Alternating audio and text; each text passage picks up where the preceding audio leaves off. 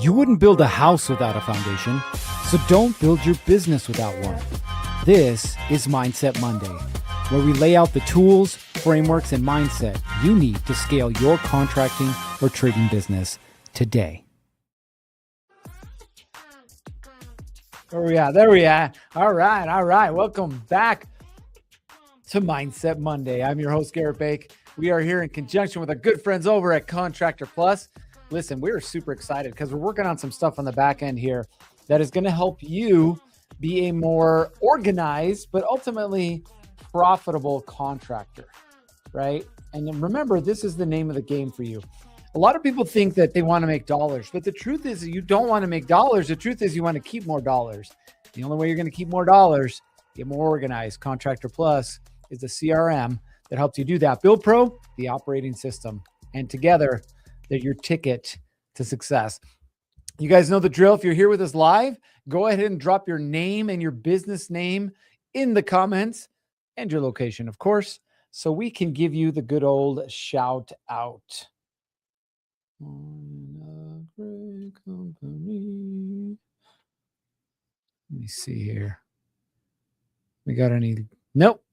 Nobody yet. All right. Now, I wanted to talk about employees today for a couple different reasons. The first reason, and it might be obvious, but it is what it is. The first reason is nobody taught you how to hire, right? And the second thing is, well, what are good employees looking for, right? So it's kind of like both sides of the coin.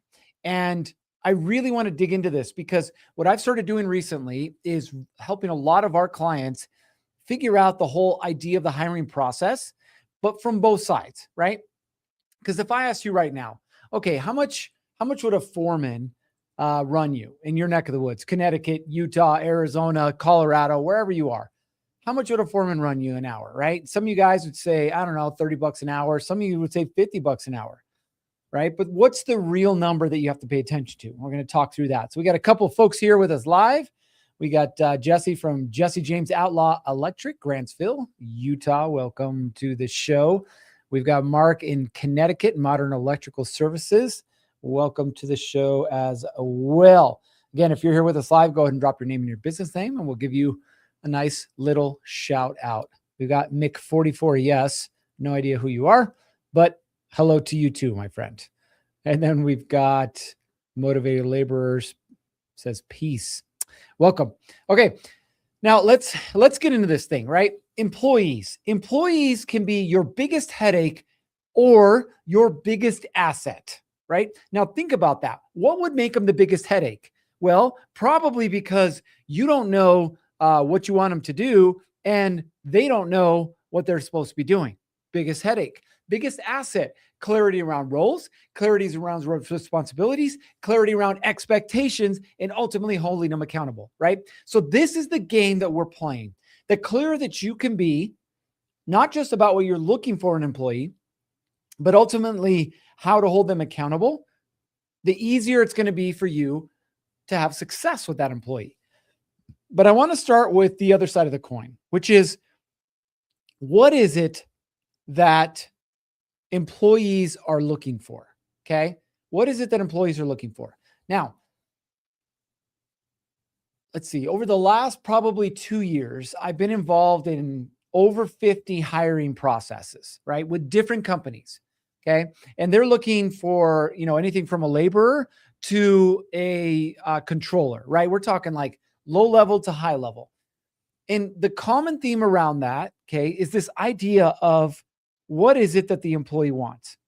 Because most of us, what are we going to do? We're going to go to Google, or we're going to go to ChatGPT. We're going to go somewhere. We're going to go, how much should I pay a foreman, right? And they'll spit out this nice round number. Hey, it's usually $35 an hour and this and that and the other. And you're like, great. And you throw that in your job description, and out it goes to social media, Indeed, ZipRecruiter, wherever else you're posting this job. And then you get into the process and you're like, why am I not attracting the good candidates? Like, why is this becoming so hard? Well, I'll tell you why. Number one, most important thing, it's not about the position, right? It's how much you're willing to pay for that position. In other words, how much are you willing to pay to solve the problem that you're experiencing right now? And the number is not the same as the going rate for the position in the open market, right? Because your competitors are paying that rate. Now, some of you are in rural markets, and I get that. Guess what? It doesn't change. You have less people. Therefore, in order to attract the high quality people, the best employees, you're going to have to compensate them a little better. Now, what does compensation look like? It's not just hourly pay. It could be anything from, hey, we only work Monday through Thursday, to here's our bonus structure, to, hey, we pay overtime, and this is what our structure looks like, to take home vehicles, right? There's a lot of different ways to structure this, what we call offer for employees. But at the end of the day, you have to determine as the business owner, what is this problem worth to me, right? And the problem could be supervising your field staff so you don't have to be out there anymore, or running your office so you don't have to answer these stupid questions all day long, right? The idea for you is, how do I put the right people in the room with me that actually help this business grow? Now, I didn't mention this at the beginning, but I do want to mention it here. For those of you who are afraid of hiring, either your next person or your first person, understand this.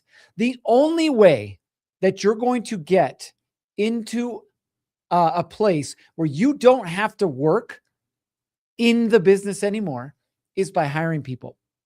So whether you feel comfortable with it or not, understand that that's going to be the case. Okay. Now, we got a couple people. We got JS Nieves says, good day, Nieves Brothers Construction out of San Francisco Bay Area. Now, this guy, I'm going to put him on here. Normally I don't, but I'm going to put him on here, right? He says, bro, no one even cares about this. Not trying to be rude. Just saying, when you get a chat start going. No idea what you mean, my friend. But hey, we're just happy you're here hanging out with us on this Monday afternoon. We got Julie here with Burton's the Plumbers in Pink. Hello, Julie. Okay, so let's go back to this thing. Okay, so number one is the compensation package. In other words, from an employee's perspective, why would I want to come work with you? We like to think as employers, we have the upper hand. It's not the case anymore. I need to drill this into your head. You don't have the upper hand anymore. Unless you have a really great culture, you have really great compensation, right?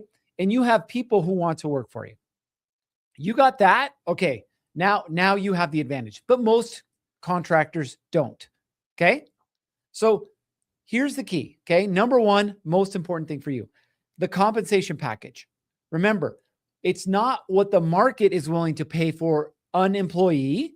It's what is it that you're willing to pay to solve the problem that you're experiencing, right?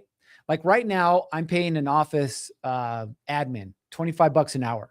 I could pick up an admin for $18 an hour, like all day, every day. But at $25 an hour, I'm getting someone who has experience. I'm getting someone who has, a proactive attitude. I'm getting someone who's a little more established in this game. Does that make sense? And that's the game. Whoa, look at that. We just got fireworks going. I have no idea what just happened, but that was cool. But that's the game that we're after, right? We want to be in a position where we're able to attract that higher level talent. Okay. We're working with a plumber right now who's in the middle of this hiring process, and he's hiring an apprentice, which is we call them FNGs, right? It's a new guy, but he's also hiring a journeyman, right? Which is a much more experienced person. And I asked him the other day, I said, what is this position worth in the open market? And I forget what his number he said. And I said, but how much is it worth to you? Like, you literally spend 3 hours plus a day driving, 3 hours plus. How much is it worth to you to be able to sit in an office and actually work on the stuff that grows the business, right? That's the number, but that's the compensation package that you have to be thinking about, right? And by the way, if you guys have any questions about what a potential compensation package could look like, or what you're thinking about offering someone, you can drop it in the chat. We'll talk through it. I have no problem with that. Okay. So number one, okay, what is it that I'm willing to offer for this position? Okay. Number two, and I kind of glossed over it shortly before. Number two, employees want to be in a place where they feel welcomed. Now, I don't mean that this needs to be a kumbaya, everybody hugs it in the morning and we circle up and we, cross our legs on the floor and we meditate. Listen, if you got that culture, great. But I'm not saying that has to be you, especially for contractors. You're a little like, I don't like this woo-woo stuff. Great. You still need a culture. But what does that culture look like? Okay. Now, your core values are what will set your culture. Your core values set your culture, right? So for us, for example, number one, our first core values, have fun. Why? Because I've been in the working game, right? Since I was 18 years old, right? So I won't say how many years, more than 30. Okay. We'll put it there. And what I've understood is there's been environments that I love to show up to work early and I love to stay late, even though I wasn't getting paid. Right. And there was places where I would show up right when I was supposed to, and I would leave as soon as I could. Right. Why? What was the difference? The difference was the culture. Okay. And so for us, having fun is our number one core value. I want you to come in and laugh and joke. I want you to send me a meme. Like, we want to have fun inside of this. If you've ever been to one of our workshops, we have fun, whether it's shooting guns, whether it's shooting paintballs at each other, whether it's riding side by sides or snowmobiles or fishing. Like, we love to have fun, right? And so that's what starts to create the culture. Number two for us is do the work. Yes, you can work hard and have fun. And we combine those two together. Okay. Number three is do what you said you're going to do. It's accountability. Right? My job is not to tell you what to do. My job is to get you to commit to something. And once you commit to it, now I can hold you accountable. And number four, go the extra mile, right? Whether that's open the door for an old lady, you got to stay late and clean up the office, like whatever the thing is. Okay. And so we've created this culture that attracts the people that we want to be here with us, right? With our commercial construction management company, we literally let's see, when was it? On Friday, I went down to this town here close. And what started off as a job walk, right? 2 hours later turned into becoming a partner. And I don't mean a full partner. Don't get that wrong. Our scope of work is framing, paint, and drywall. That's our scope of work. So partner in that area in a potential $250 million project. Why? How? Well, because I showed up for the job walk, and guess who else showed up? Our subs, because of our culture. And guess who else was there from other companies? Nobody, just us. We were the only ones that showed up. And because we showed up, we got those additional opportunities, right? Why am I telling you this?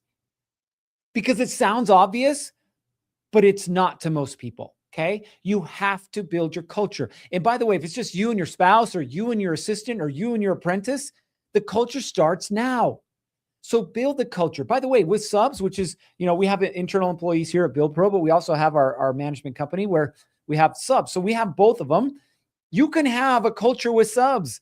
You can have a culture with employees. In fact, my challenge for each of you is to establish that culture today. Okay.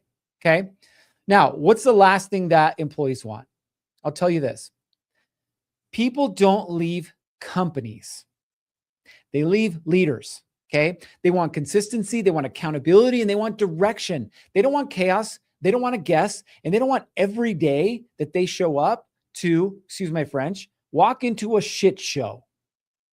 Where are we going today? I don't know. Yesterday we were over here. We're not done, but we may end up going over here because that's normally what happens. Where are we supposed to meet this morning? I don't know. What about you? What time are we getting off? I don't know. And it just turns into a mess. So when I'm talking to you about this, you have to understand. People want to be led. They want to be led by a leader, right? Not by somebody. And again, I'm not here judging you. I'm just going to throw out there what I see. They don't want to be led by someone who doesn't know what's happening, doesn't know what needs to get done, and is constantly changing the game plan, right? They don't want to be led by somebody who treats them like an hourly employee instead of a partner. They don't want to be led by someone who gets angry all the time. They don't want to be led by someone who can't make a decision, right? So I'm saying these things not because I want you to be feeling bad right now going, oh, he's talking about me. That's irrelevant, okay? What I'm talking about is what employees are looking for. In fact, what the best employees are looking for. You can bring somebody, ready? You can bring somebody on board to your team for less pay, less compensation that they're getting at the $100 million, dollar a year company. Because you provide clarity, you have a great culture, and you give them the opportunity to grow into something bigger than they ever would have at the other company. Because they're not looking just for pay. Does this make sense? Now, how many of you, and I would like to see by show of hands or in the comments, how many of you are currently in the hiring process right now or will be hiring in the next few months? Go ahead and drop it in the comments. You're hiring right now or you're going to be hiring in the next couple of months. We've got Edward with ES Handy Services out of Florida. Welcome to the show. And Matt with Beckel Electric, out of Illinois. Welcome. So how many of you guys are hiring? Go ahead. Don't be shy. I know you guys are hiring in here. How many of you guys are hiring right now or will be in the next few months? Okay. We've got our third employee just started today. Ooh, Jesse, that's awesome. Julie says, hopefully by the end of this quarter. Yes, 100%. Okay, that's great. And then we've got Sean says, always hiring even if we don't need them right away. Well played, my friend. Well played. This is like next level, by the way. Yes, to everything you just said. Love it.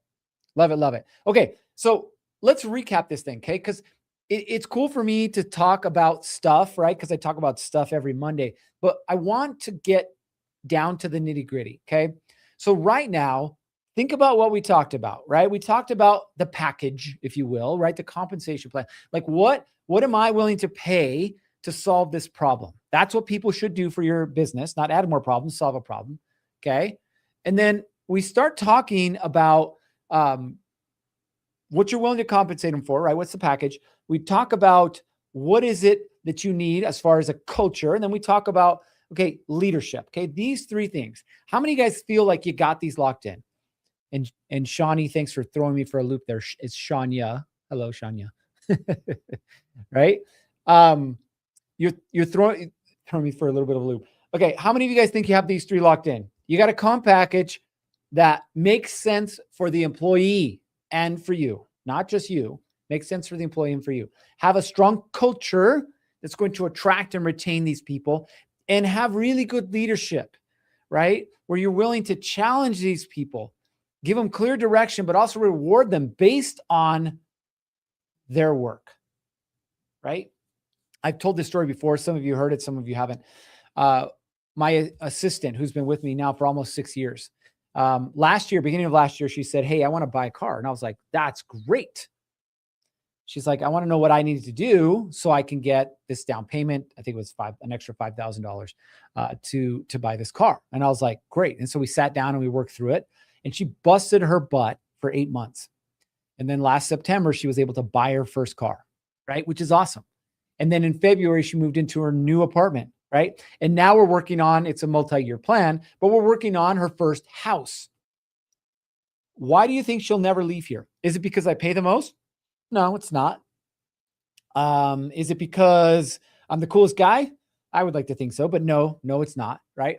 It's one, we created a package for her that made sense, okay? I leveraged the culture that we have inside of here, have fun, but do the work.